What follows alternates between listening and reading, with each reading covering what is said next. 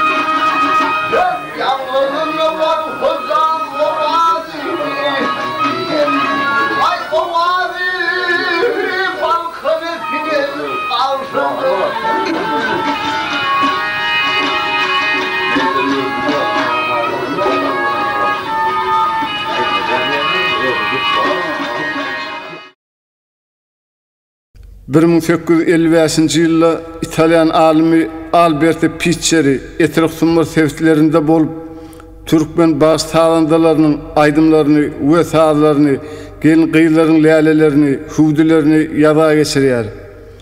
Alim şol vaxtlar Dehsanın bayrından gelen belli ustad bağışı sört kızla tötänden tataşıyor ve tanış oluyor. Bağışının sözünden bizim eramızdan ön 16-14. asırlar değişli olan Madav defani atladı ve o yerde medeniyetin güllep ötürlüğü varada gurun veriptir. Her çelli tarih çeşmelerde ol Madav medeniyeti deyip adlandırılıyor. Bu toprakta Türkmen halk mukamları, aydım sağları, asırlar boyu nesille bağışıdan bağışa, sağdanına geçip barha ösüp kamilleşip geliptir.